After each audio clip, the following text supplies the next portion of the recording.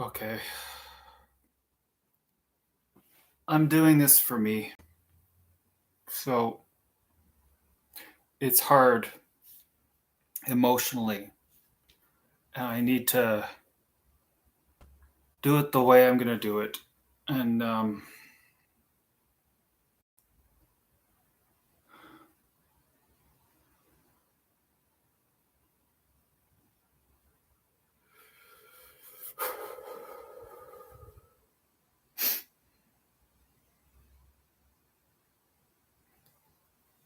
I'm finding this process very painful, more painful than I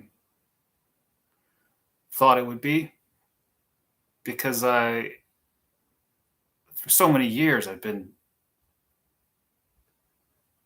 out there and sharing and talking and being and debating and it could be a whole host of things, but it's like I'm coming across like a retard. That's okay.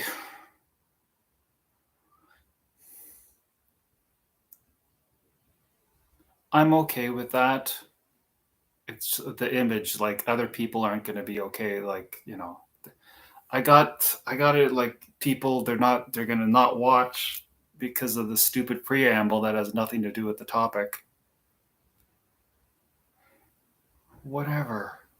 So it's like this critic, this inner image, what people, blah, blah, what others, false persona.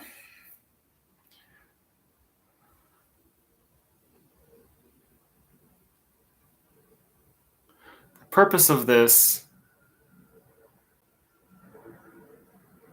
And so I'm just going to repeat if I've already said things. I'm repeating. That's one of the things.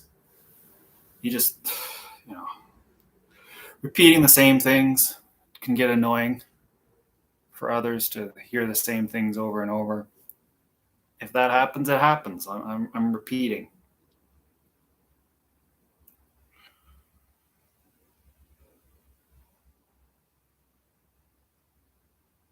It's part of it is I'm overwhelmed with all the things that I could be talking about, all the things that are arising, the podcasts I've listened to within the past 24 hours.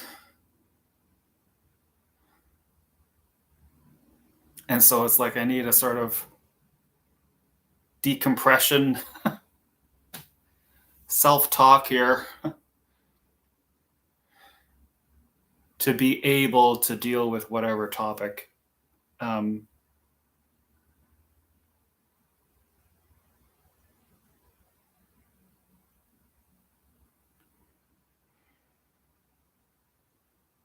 I will say this. It's been a surprisingly um, beautiful thing to watch my videos.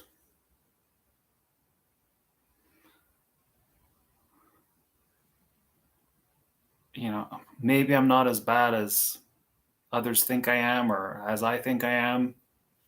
Maybe all isn't lost.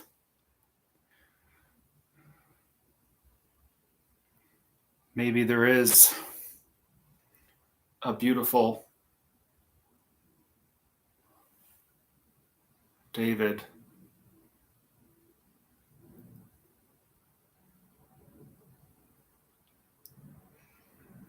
Maybe there is a beautiful David.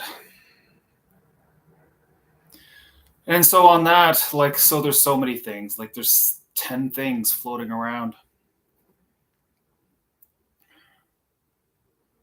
And I'm interested in all of them. Like, they're just different concepts. And I'm not emotionally grounded enough to feel. So I sort of feel that anything I say when I'm in these states is not going to do anything because I'm not able to process anything, and it's just sort of a waste of time because I'm not able to process. Sort of like I'm pushing through, but I'm not feeling much.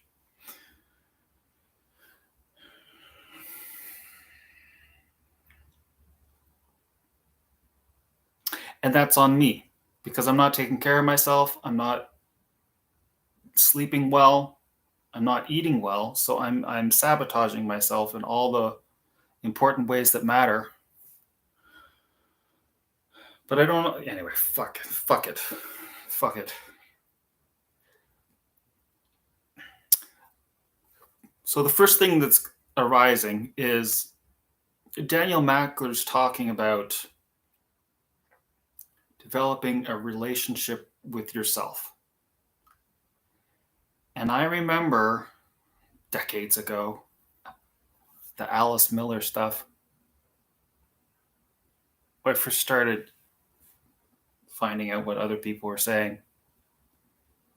The inner child thing I immediately loved that idea, the inner child. And so just as a sort of point of note for myself,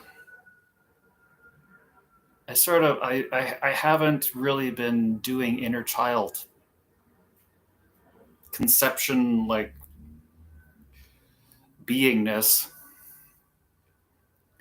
And so getting back into it with the Daniel Mackler relationship with self, I was struggling with the journaling. I'm struggling with this relationship with self, right? It's almost like it's still theoretical. It's not experiential yet. It's like still operating on a theory, like an act of faith almost. And so something triggered the idea of inner child. And then I'm like, and it was through watching this last video. I saw this beautiful inner child. And it was sort of like, oh, right. And it was connected with, treating other people as functions instead of treating them as human beings. That's sort of where the connection came. And there was a progression that happened from that point. I don't know. It's so vulnerable. It's like I thought about, if I share this, nobody make a fucking comment. It's like I want to parentheses, if I share that, do not comment. Let me say it without any comments. But I'm not there yet, so I'm not going to say it, but maybe I will. Oh, I'll just bulldoze through, maybe, just to put it out there, to put it on the book of life, put it out there. No fucking comments on this. Yeah, I'll close my eyes for it. Oh, am I ready for this?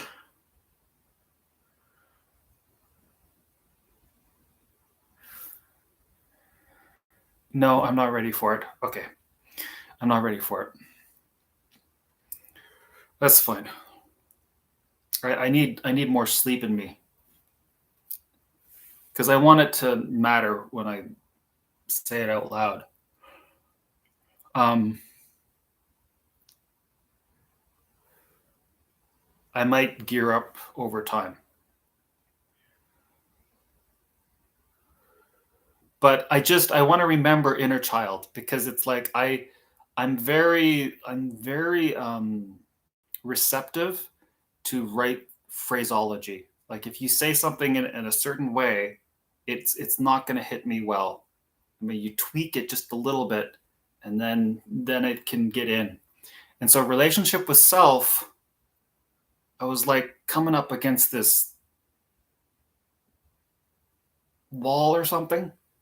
But then when I remembered inner child, it's like, oh, okay. Maybe that's what this is. Journaling is connecting with my inner child. Having a conversation. Anyway, I like that because it's an inroad that I already agree with. And I like the concept. Haven't fully explored it.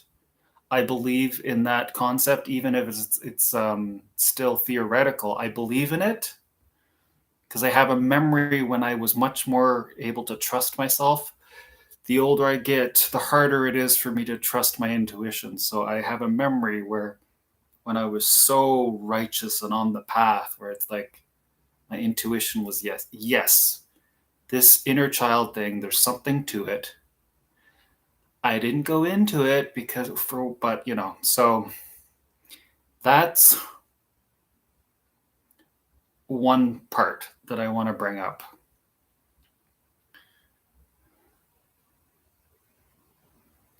There might be other parts. So I like that because we'll see if that removes a blockage when it comes to journaling.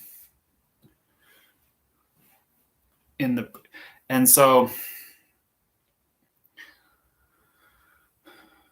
I'm finding when I rewatch my videos, I'm making course corrections of things I've said, and like because I get to hear myself say something and then I'm like, oh, it's like the path of discovery. It's like then it's like, oh, this is the deeper, what I said wasn't accurate, what I said wasn't true.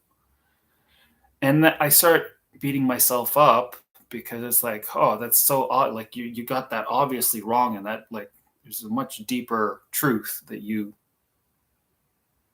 didn't say. But that's okay.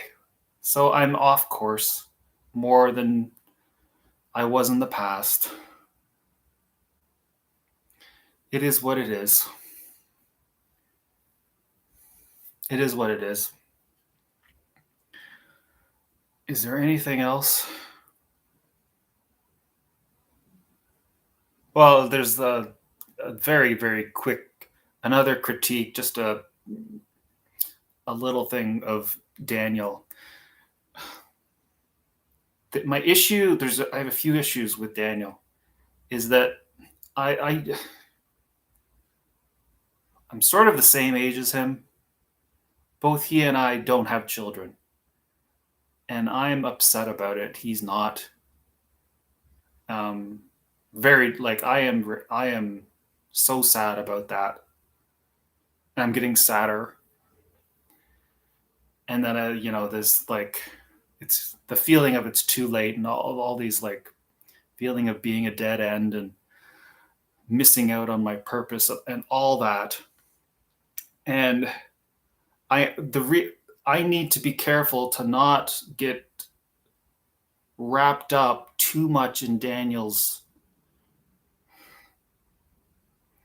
belief system because okay, so basically he seems to be he's on the narcissistic side, like he's focused about himself to the exclusion of other things, and it's almost like he's a perfectionist so that like he can't like move on because he would have to be able to make mistakes, and since he can't, then he has to be perfect, so then he's stopping himself from living. Like it's like his perfectionism won't let him.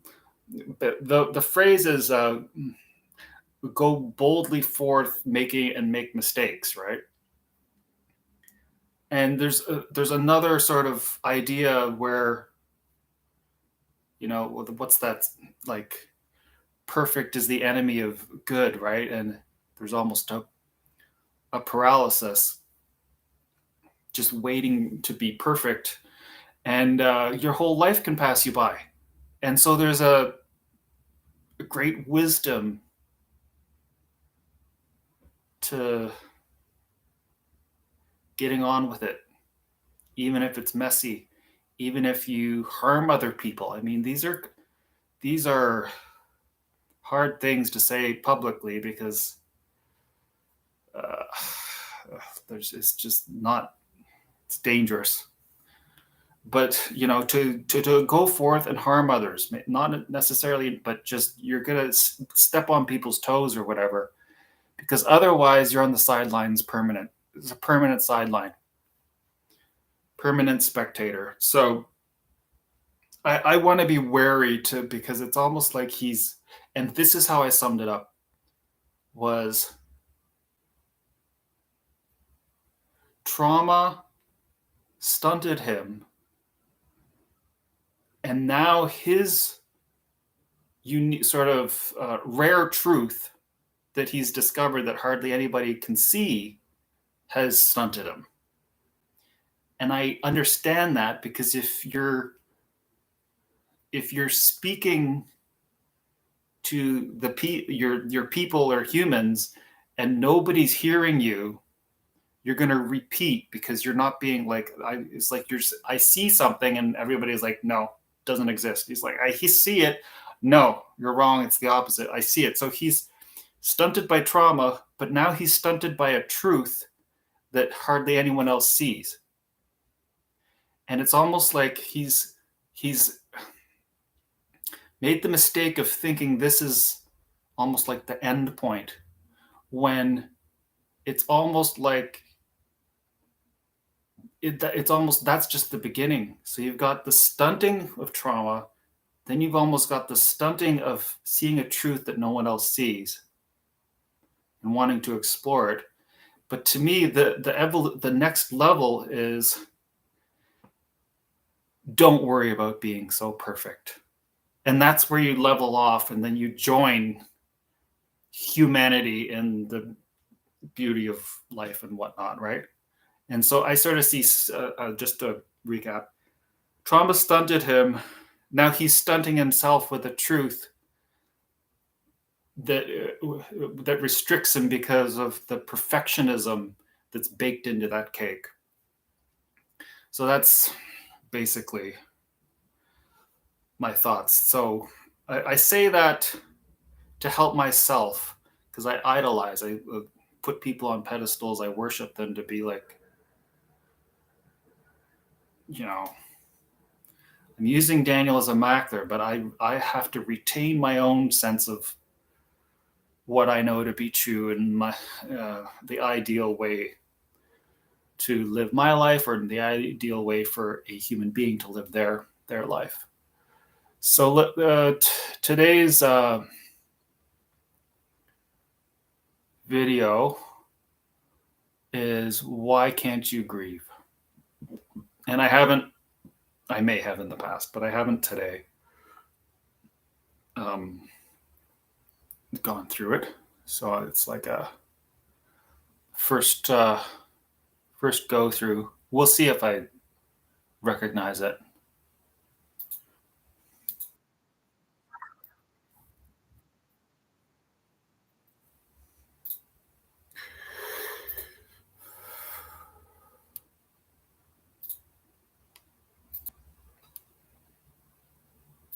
I do all the things that I think should help me grieve, and I'm not able to access those feelings. I'm not able to grieve. And so I'd like to talk about what I would say to someone, some in general person, who reached out to me and asked me, I can't grieve. I'm stuck in some way. How might I grieve? And I'd like to share my ideas. The first. So I'm stuck. It almost seems to be my main mantra for most of my life. I'm stuck. It almost what's the word? Oscillates between I'm stuck and I'm trapped. It's like I'm stuck and I'm trapped.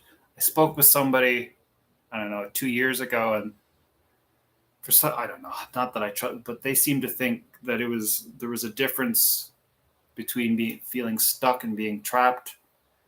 I guess there is, but feeling stuck, that's what I'm feeling. Is like I'm stuck. I don't see the path forward. And it's like I want a guide to come down from on high and tell me my next step. What is the thing that I'm missing that I can do next to start moving. Thing I would ask is, have you created a sense of safety in your life? Because often, So this is so triggering, and this is stuckness. I think I may have actually watched this in the past. So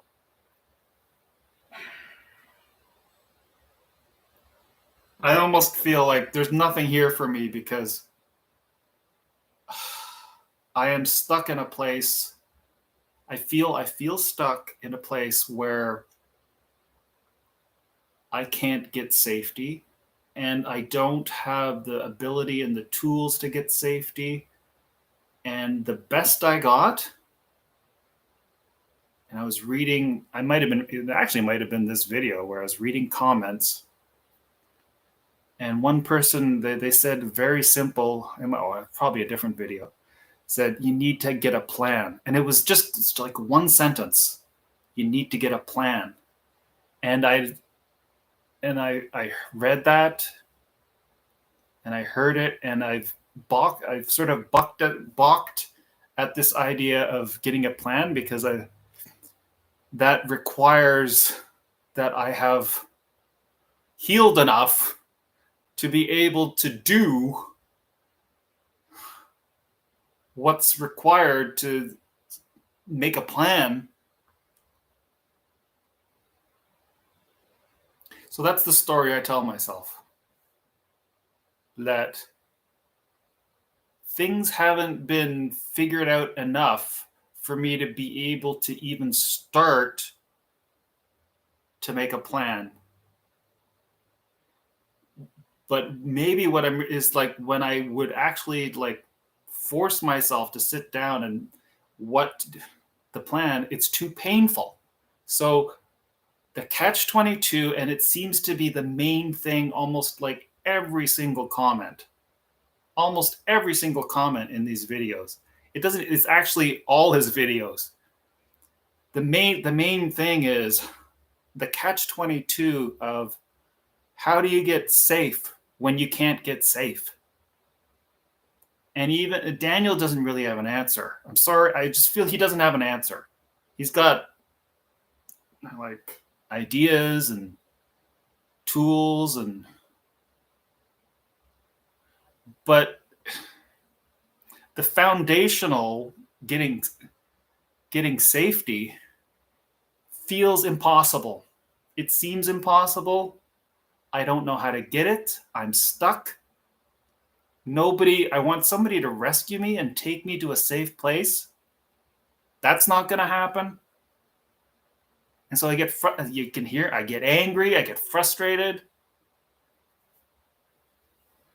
I can't give myself a safe place. I know this is negative, but it's impossible. I mean, you shouldn't say that out loud, but it's impossible to give myself a safe place. And what I do, I have a prayer. God, give me a safe place. But it seems like the real answer is make a plan. And the caveat to that is it might take years.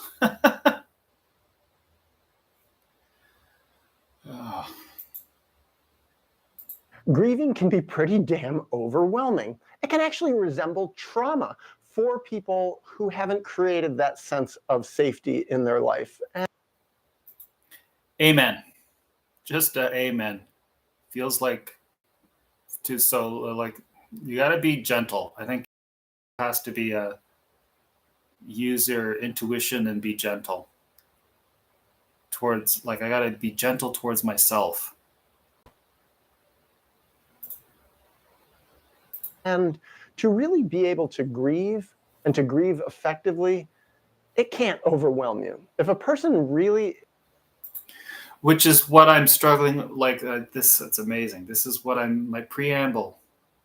It's overwhelming, so maybe I shouldn't do it if it's going to be overwhelming. If it's too painful, how much is it? Like if I just shut down, that's what happens. It's like the word, like a flat line where it's like shields go, whatever, and then I just, maybe that's dissociation. I like disassociate. I know the word might technically be dissociation, but dissociation's always bothered me. I like disassociate because you're disassociating with yourself. I think that makes way more sense as a word, but overwhelming. So then you just disassociate and then you're not doing anything. Or are you? Is going to be overwhelmed by their grieving, then they probably shouldn't grieve. So I think a lot of people, if they haven't grieved yet, at some unconscious level, they're not consciously aware of it, but unconsciously they're aware, I'm not ready to do it. I'm not ready to blow the circuits of my mind. I'm not ready to destroy. Okay, and this is so brutal. Not ready to blow the circuits of my mind and body and spirit. And earlier today, I had a memory. Again, it's so brutal. I almost don't want to talk about it.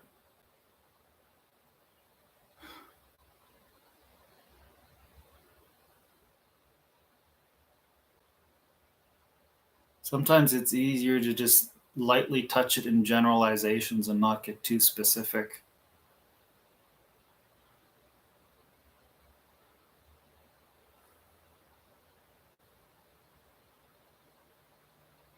I had an earlier memory that made me lose hope today, that maybe I'm too old and too damaged to ever do the deep grieving that my soul longs for. Like maybe I don't have it in me anymore. I had a one magical period in my life that I'd forgotten about, and it came back today. And it had to do with, I'll just I'll just say a little bit. I'll just say a teeny tiny just to get it out there. A pipsqueak. I was drawn into my own death. I'll just put it like that. See, even that's too much. But there was enough, like the circumstances, there was so much safety, and I went there.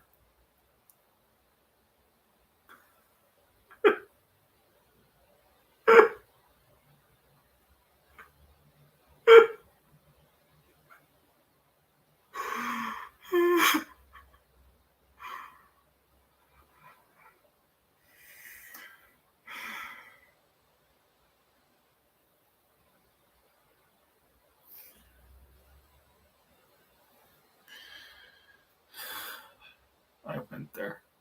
Beautiful boy.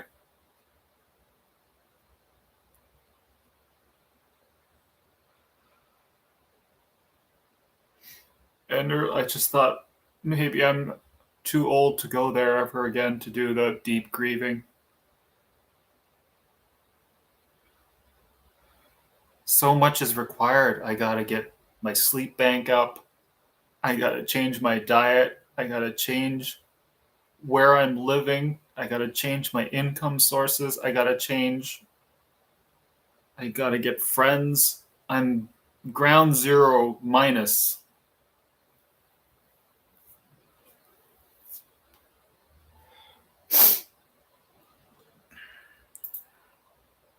In my life. And I think sometimes there are people, yes, I've seen people who have grieved before they're ready. Sometimes, oh, if I take ayahuasca, it can make me grieve, or I've taken some deep drug that. See, I love this. I love this grieve before you're ready. This is what I'm taught. When you force yourself to say things before you're ready to say them, it's abusive. And I'm feeling this when I'm doing this video, forcing myself to be public before I'm ready to be public, before I'm ready to say it. I need to honor my process. Don't let other people dictate what I do in my grieving process.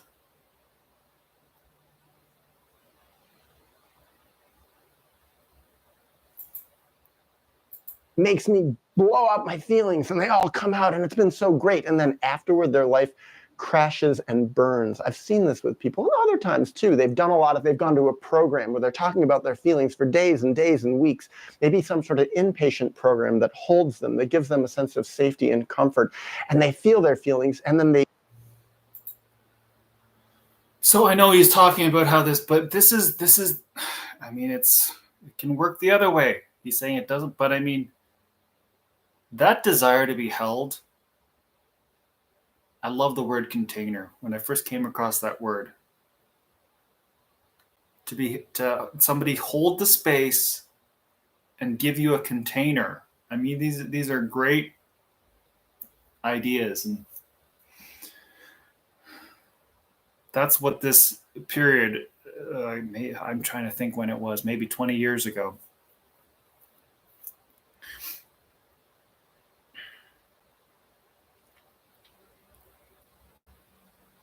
The safe space, somebody holding the space and the container where everything else is taken, like the whole world.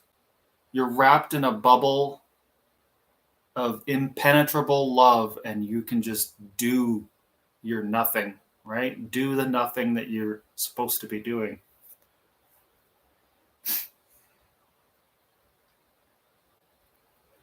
And so I want to, I mean, he may not be saying this, but I want to validate that impulse to find people to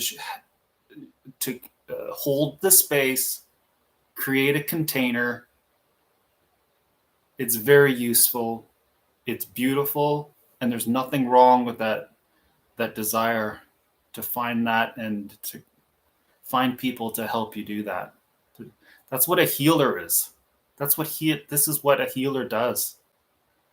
So They grieve, and then when they get out of the program and they go back to their regular life doesn't hold them enough. And then so this is basically mirroring the experience I'm talking.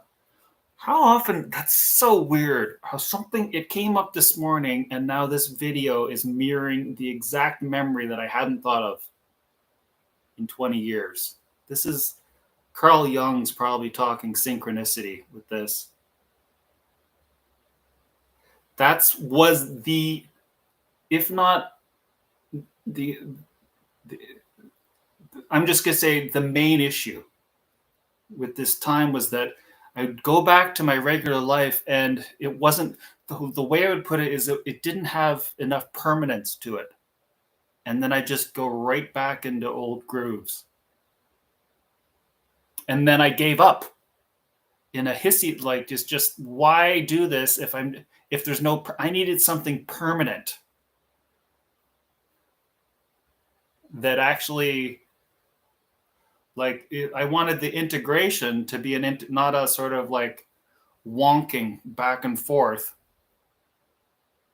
And I thought there's something missing if it's not permanent.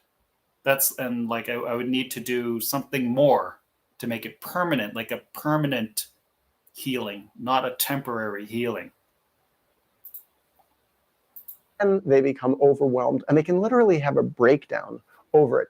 Go insane even. It can be absolutely terrible for their lives. So I think a lot of people, if they're not grieving yet, it means they're not ready. So a big part of becoming.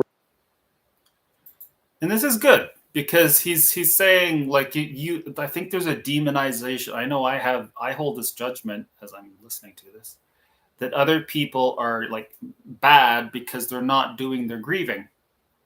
Whereas I want to do my grieving, and my problem is I just can't find anybody that wants to do their grieving with me. And then if other people did their grieving, then I could do my grieving. But he's saying,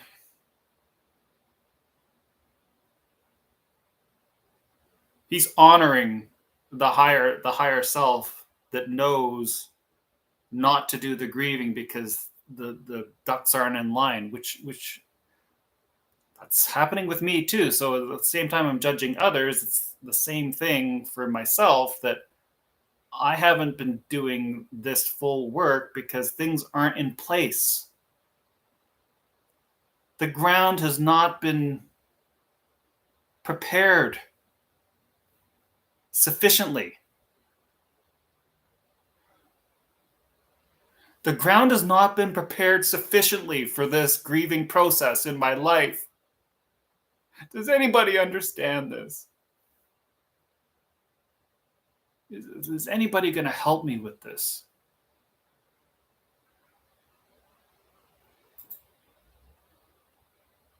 Ready to grieve, being able to grieve, is to prove to your own unconscious that you can handle it. And so, how would one prove? And that's a part of, so on the one hand, you don't want to overwhelm, but again, in my preamble, it's like I want to prove to myself where I'm at. Can I handle this? Like the way to find out is to go to the red line. Prove it to one's own unconscious? I'm thinking, I would ask someone. These are just general questions that I might ask anybody who asked me the question, why can't I grieve? What's wrong with me? Or what might I do? How stable is your living situation? Is your living situation stable? My living situation is fucking impossible. And it has been for fucking decades. How about that? Okay. Next. Enough to hold you if you really become full of this deep emotion that grieving inherently is. How much money do you have saved up? Do you? My money situation is fucking impossible with no expectation of improvement. Really have enough of a nest egg, enough of a comfort to hold you if, let's say, you're not able to work for a week or 2 weeks or a month. A lot of people don't have any money at all saved up. And I think, oh, maybe unconsciously they know that if they grieve and they're not able to work for a week or 2 weeks or a month or 2 months, because sometimes that does happen with grieving, that it's not going to absolutely ruin their life. So maybe it's, there's a way to prepare to save more money. Also, and these are all very rational suggestions, right? You got to start somewhere, but God, it's infuriating because it's not, he knows it's not simple. I'm not angry, but. So, what kind of friendships do you have? Do you have friendships, people that you can talk? I don't have any fucking friends. I'm working on one. It's so hard. It's almost impossible to get a real friend. So this is a thing why I don't want to do, because I know like the strikes, all these like tools, I'm stuck on all the fucking tools. Talk about it with I hate to say it, but even maybe a psychotherapist, a good psychotherapist that would be able to handle the deep emotion, to be able to share what you're going through. But I think really deep down more. Do you understand how overwhelming? This is why, because I suspect I'm a hopeless case, but you do something like this, and then you don't want to find out how hopeless you are. You better have somebody to help hold the space because it's just like a nuclear reaction. How hopeless is my, like I'm feeling stuck, but am I? Good fucking Lord. Or friendship, but even deeper than that, regardless of the nature of the relationship, therapy, friendship, whatever it is, do you have some sort of deep emotional connection with another person who can see you, who can hear you, who can respect you, who can especially. So this has been an impossibility to see you, to hear, and respect. I mean, that is, and a friend, not a therapist, a friend, not a fucking therapist, a friend, not a therapist, a friend. And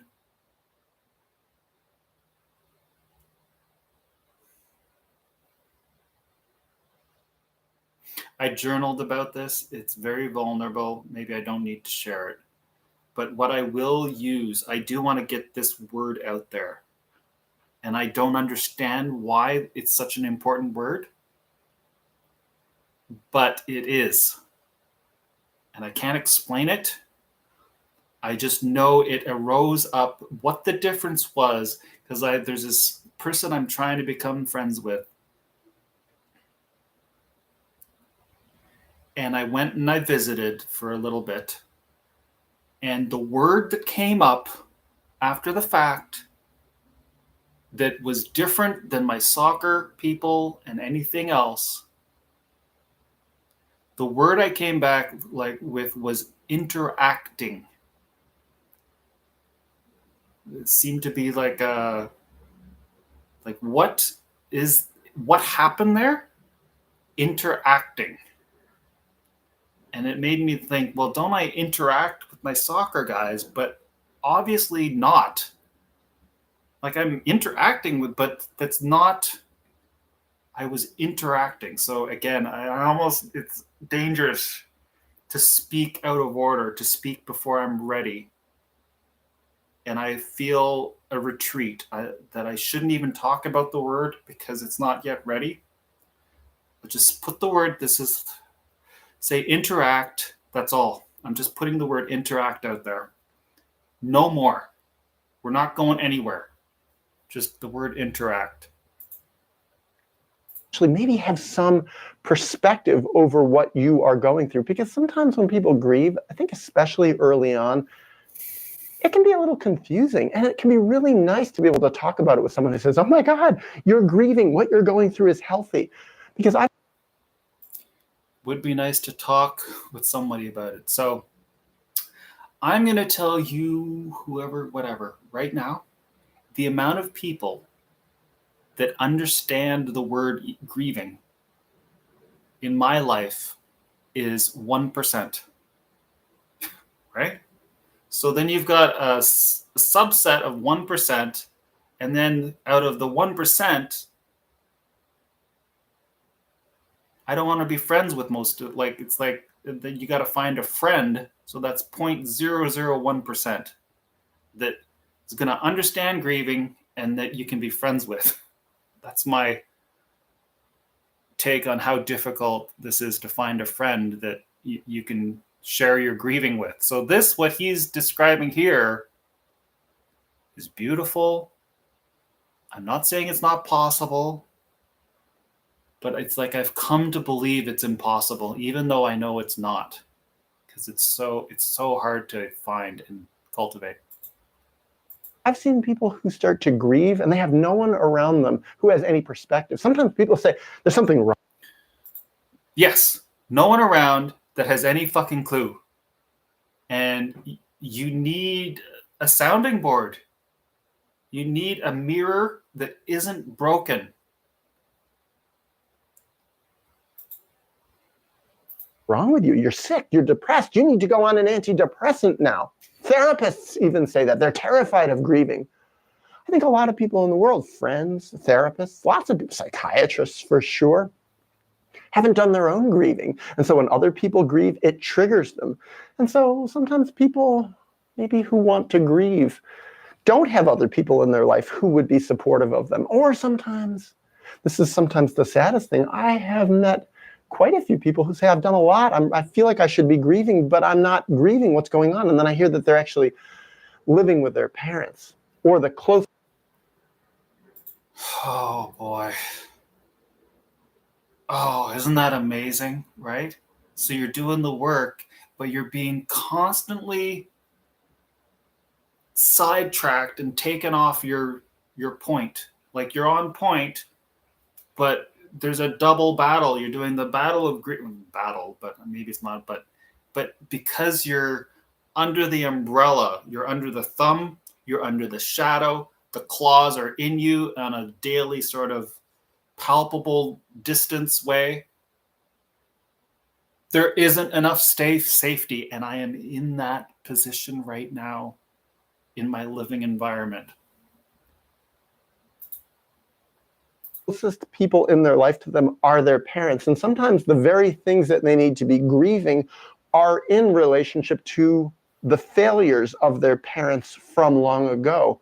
And yet often it's not at all safe for them to be grieving the things that their parents did to them when their primary emotional support still comes from their parents. So this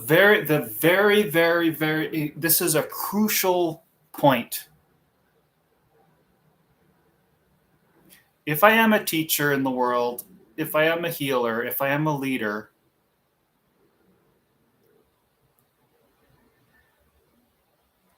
the one thing that I got wrong, no, I know it's not the one thing, but one major thing that I got wrong, because I felt there was nobody that I could trust to do this with. So it's like I had to figure this out all on my own. Like I just, people that are younger than me, there's a lot of trailblazers, but I mean, Daniel Mackler's sort of my age. There's like nobody, right? So we're like the frontier people. At least that's my experience of it. Like there was nobody, right? But I had the idea that in order for a philosophy to be valid, it had to be strong enough to not be dependent on outside obstructions. And so I had this idea that I had to find a philosophy where I could do my grieving even if I was under my parents' house or rule. I thought the super duper path was finding a philosophy strong enough that I wasn't dependent on having like outside circumstances perfect or ideal. That I should, this was my belief, I should be able to do grieving even if I'm living with the people that hurt me. And I was wrong on that. Now that's not this again, so maybe it's possible, but I felt that a philosophy that required me to get physical separation from abusers was flawed. And I don't think that's necessarily true. Because when you take yourself out of your own, and you can, sometimes it's easier to look at it from another perspective. If you're a prisoner in a jail, like an actual prisoner in a jail, you can practice freedom all you want and you're still going to be jailed. So I got that wrong, and I got that wrong quite late and then so I came around to what Daniel's saying here is that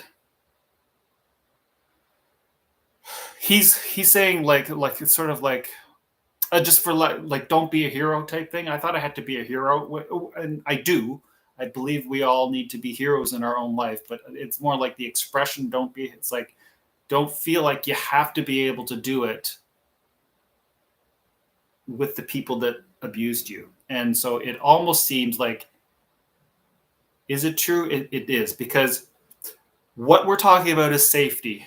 And you can, like he said, all the grieving, but your limbic system, your whatever you want to, like your neurological, whatever all the babble is, knows you're not safe. So you can't fall down. You can't fall down into that cloud, that bubble. Your body won't let you. Your soul won't let you. And this is good for me to hear myself say that out loud, because I think what happens is over decades, there must be something wrong with me. Why can't I do this grieving? Right? And is because it's not, you need to cognitively feel your sphere, your bubble around you is psychically, not even like like you're psychically safe enough. Sometimes it can really backfire terribly on them. Sometimes their parents will reject them much more terribly.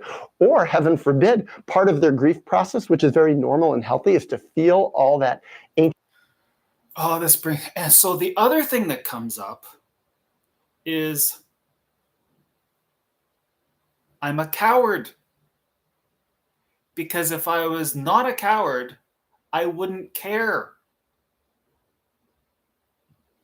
if I lived on the street.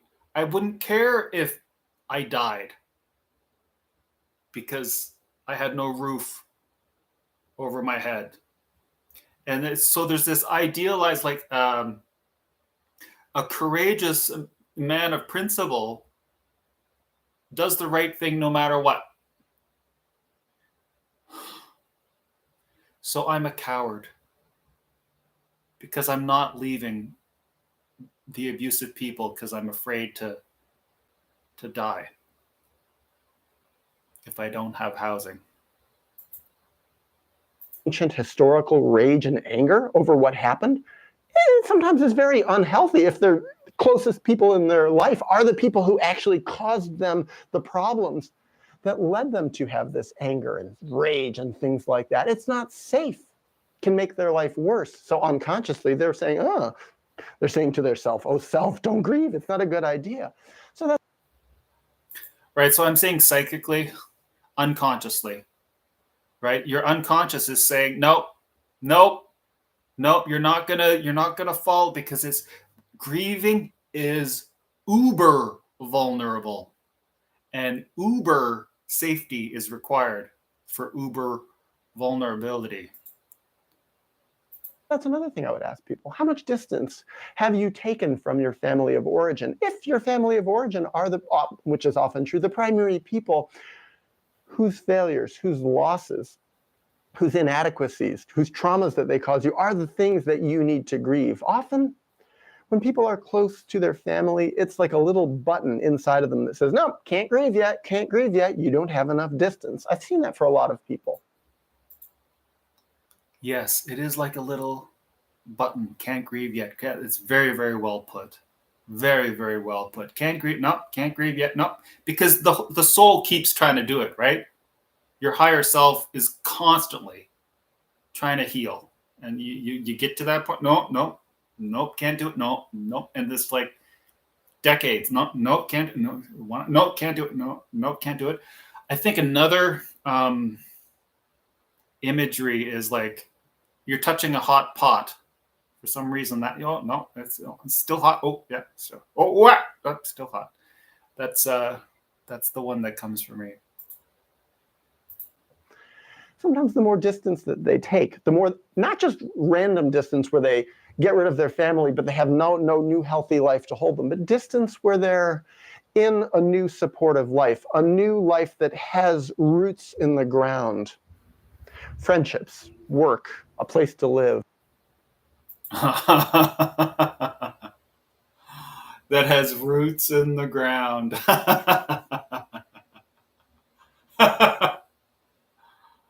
Oh, that has roots in the ground. I could go on a total political tear with that one. But I'm not going to. This is not politics. Roots in the ground. Amen. I was thinking about that again this morning. There's a group of people I play hockey with, and they have no roots in the ground. They are internationalists. It doesn't matter where they go. They're not rooted anywhere. It's quite fascinating. I said I didn't. That's sort of political. We'll get back. We're not going to do politics here. A healthy support system, things like that, a new individuated life. This unconsciously sends the message to a person, you are now ready to grieve the losses of where you came from, of the failures of your early childhood. So that's a big one. Another one I would ask people is... Actually, sorry, I just got to do this roots in the ground thing because this is another, I'm not going to say it's an issue because I agree. Like Stefan Molyneux talked about, separating from your family of origin, and he got major backlash. He didn't get canceled for that, but and I remember when he did that, and I was like, "Yeah, you go." Like I was really on board with that. It's probably the one of the main things that I was on board with him was like defoeing or whatever. What's the phrase? All defoeing, right? And you had like the tribe of people that are like, "No, you can't do that." But roots in the ground. This is okay. I don't want to get into it now. It's definitely another. This is a tangent. This is a tangent, but on the one hand, I agree with separating from your family of origin, but on the other, I realize it's technically impossible, and you need to somehow integrate your roots because your family is your roots. No tree lives without roots. Are you journaling? I know journaling isn't for everyone, but I also think that there are lots of different ways to journal. I talked about it in another video. Even speaking into voice memo on a person's phone can be a form of. Okay, I have a dream and a desire to speak into a voice phone because I have all these bubblings up of things and they just get scattered to the wind and then they're gone. And it's like I want a chronicling of my life because my life matters and to listen back and then get perspective. But that seems I have trauma and I don't know how to do that. I'm procrastinating. I don't know how to get a system where I can go on my walks, go have my fires, and then speak into a recorder. I don't know. It's too scary for me to try and like, it's hard for me to do a YouTube video. I don't know how to set up a dictaphone and then I don't know the technology. I don't know the expense, how much, what to ask for, where to go, not to get ripped off, all these things. But I feel like I would want to just be able to have a dictaphone, a voice recorder, go on a walk, talk out loud for an hour, and then just have it in a USB, record it, like put it somewhere that isn't going to get lost or stolen.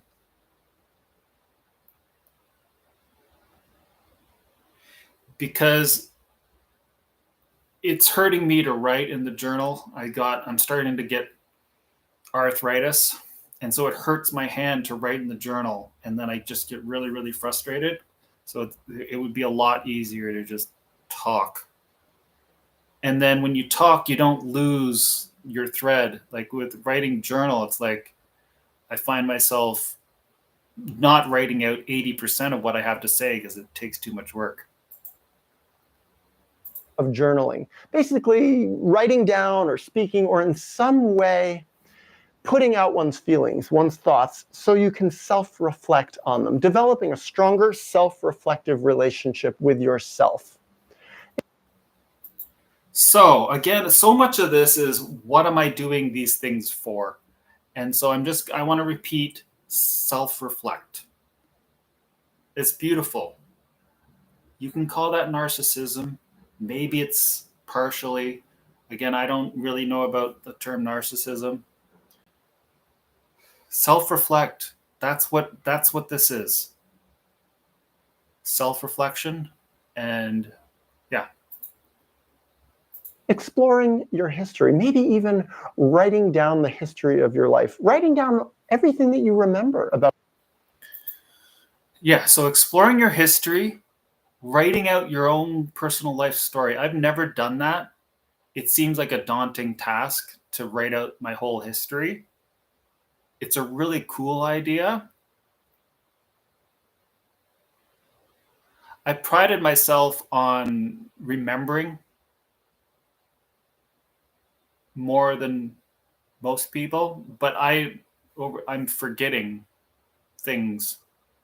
So to write out my own story, to get the timeline right seems overwhelming and impossible. But it's like in segments. When you get a memory, you write it down. About your childhood, writing down everything that you remember about the traumas that you experienced. A lot of times just getting it out on paper or even getting it onto a voice memo. Getting it out of oneself, listening to it later, reading what one has written, listen to what one has recorded, not for anyone else to hear, just completely in an uncensored way for a private, self-reflective relationship for a. And again, I'm struggling with this for the purpose of hearing myself versus not for anyone else to hear. I'm in conflict because it's like I want people to hear this, but I want it for self-reflective purposes. Relationship with one's own self, intended for you as your own audience. This can be transformative. This can be a big part of opening up. So, out of all the areas where I'm stuck, the first three, I'm stuck. He's saying this is transformative. This is an area that I could do. And when I rewatch my videos, I find it very helpful actually to watch myself. I gain insight and I gain a love for myself. That's the interesting thing. I actually be like, oh, like you're doing a good job there type thing. And I become not as down. Like, it's like, okay, you're doing something, right? You're doing something. The mess, clearing away the cloud, clearing away the dirt to see what's down there, what's inside of myself. This can really open up the door to one's deeper feelings. And I think this can be very helpful in leading one toward grieving, also leading one toward making healthier life decisions. Another question I would ask is, to what degree do you, if I'm going to use the word you, have unresolved addictions? What are you still addicted to in your life? I think everybody, myself included, has certain addictions. I think often our world looks at addictions in pretty narrow ways. Are you using illicit drugs, or are you addicted to alcohol? Specifically to certain substances that are deemed addictive substances. And yes, those can very easily be addictions, but there's lots of other kinds of addictions. So I think it's really important for people, if they want to grieve, to look at what their addictions are. Because when people have addictions, it's harder to grieve. In fact, addictions often serve that very purpose. I mean, it's so obvious but I don't know, like addictions make it harder to grieve. I don't know if I've ever really heard it put like that, which I'm finding that baffling but just succinctly, addictions make it harder to grieve, and it's interesting. Unconsciously, an addiction is a pad against grieving. It's a sort of wall.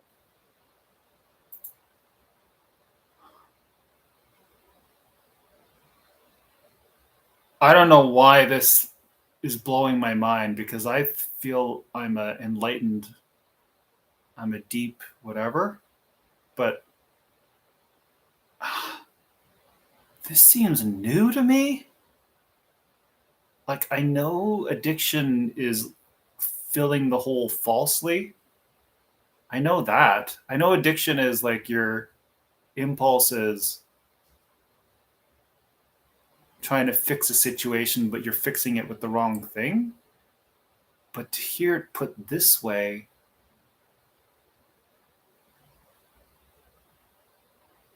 it's interesting.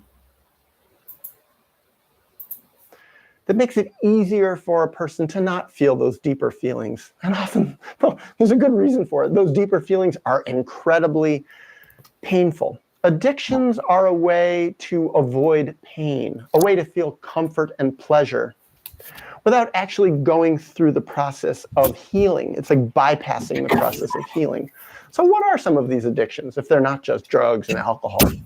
Well, people can be addicted to relationships. Romance is a big one. A lot of people are very addicted to their romance, meaning it's not a real healthy nurturing of the soul and the self. It's just a comfort. It's a distraction against feeling one's feelings. People can be addicted to the sex, specifically within the romance, or sex outside of the romance. I see there's a sex addiction, people going out and having lots of sex, or sometimes not even a lot of it, but just, well, diverting their unresolved feelings, diverting their self-reflective relationship, acting out their unresolved feelings into sexuality, even into maybe non-interactive sexuality, such as things like pornography, as a way to buffer against one's deeper, painful feelings.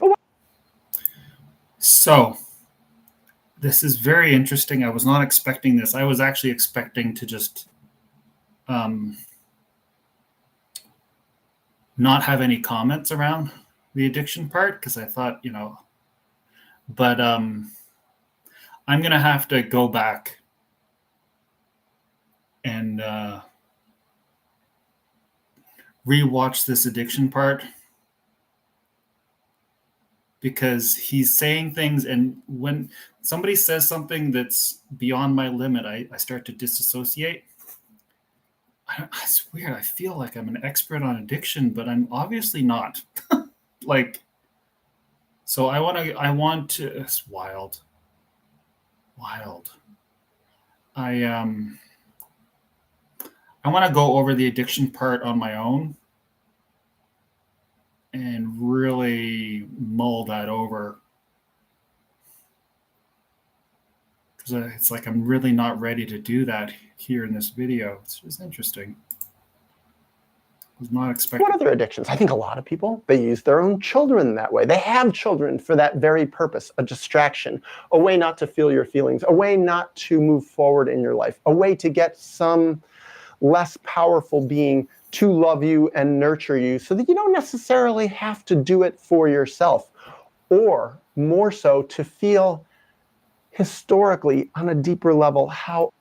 So this is, I think, one of my main things that I've done wrong, that I'm going to have to apologize to the world for, is using other people to do my grieving for me, using other people to love me when I'm the one that should be loving myself, sort of like outsourcing my grieving process to somebody else. And I really do feel like I've had the intuition to really just do like a full-on video on this topic, standalone video. Unloved and unnurtured you were.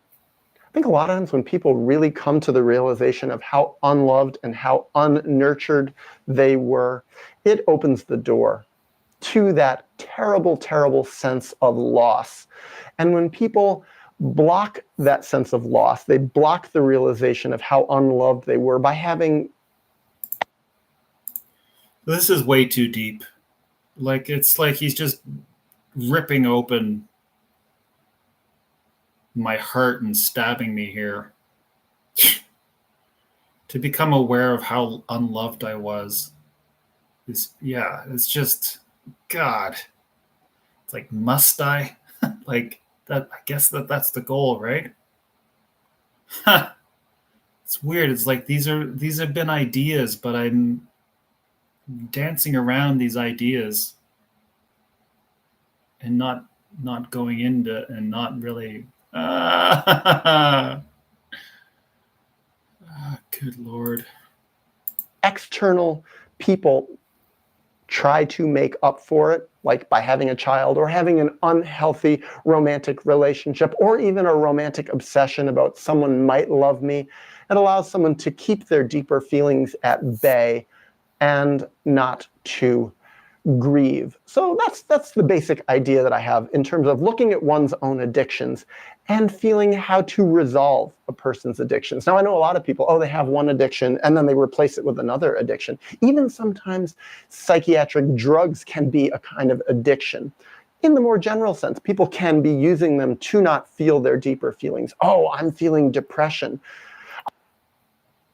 In this moment, I am amazed that Daniel is opening up new pathways when it comes to addiction, because I felt I basically got it.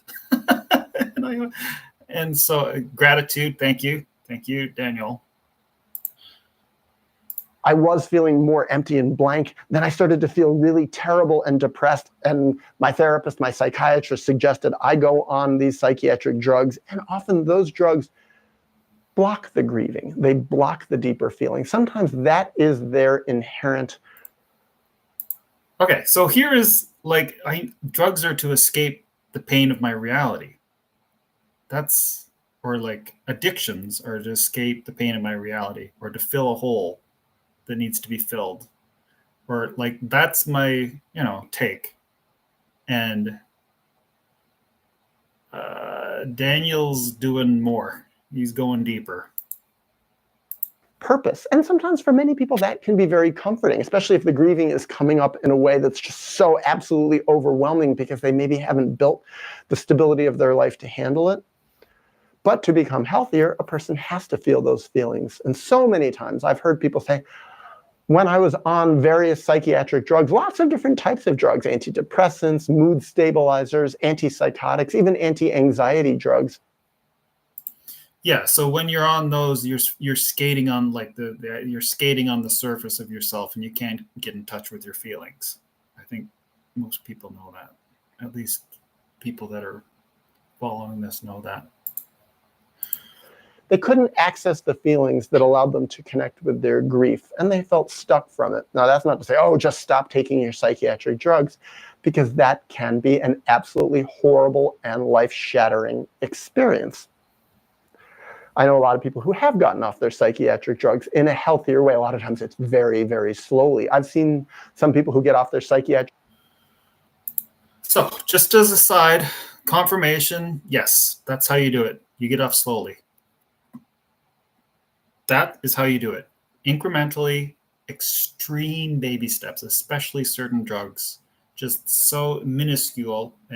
So you need to have patience. It's not going to be an overnight thing. You got to do it very slowly. And you got to find somebody that you trust that is going to do it with you. Drugs too fast and absolutely ruin their lives, even ruin their bodies as the result of it. So I would say if you're going to get off psychiatric drugs and you're on them because you want to find out what's underneath in terms of your feelings, to figure out how to do that in a healthy, careful, often very, very, very slow way. But my basic idea is, if at all possible, avoid getting on them in the first place. That's a general idea that I think can be very healthy. Now, another way that people can help themselves access deeper grief, and in fact, I think this is going to be the final way that I'd like to talk about, is to find ways to reflect on this question in one's own life, to think about it, to meditate. The first thing I would ask is to find ways to reflect on this. So I'm noticing this word reflect is coming up. And so I want to say that out loud. Reflect. It's a great word. Reflection is very okay. It's okay to reflect. It is okay to reflect. I'm reflecting, right? It's a beautiful word. It seems gentle. It seems like there's movement in reflecting. And I think it's worth sort of going into the energy of the word reflecting. There almost might be some hidden secrets there. Question in one's own life, to think about it, to meditate on this question. Because ultimately, I believe these deeper answers are within us. And I think if we can create a quiet.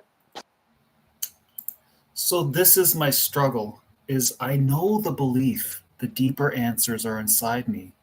But my intuition and my consciousness is seared and scarred, and I don't have access to it.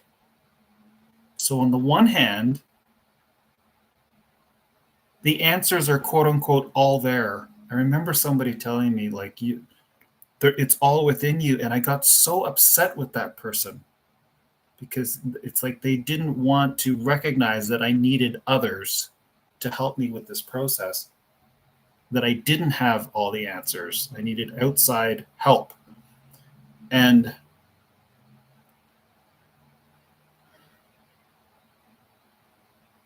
so, in theory, I know to be true that my intuition, when built up strong, is able to be that silent voice within.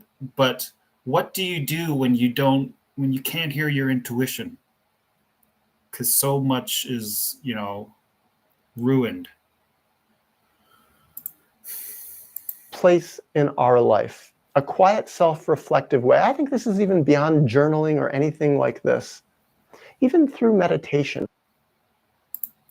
It's interesting he's saying beyond journaling, because I thought this is like when he's bringing this up to me, like, well, isn't this what he's talking about with journaling?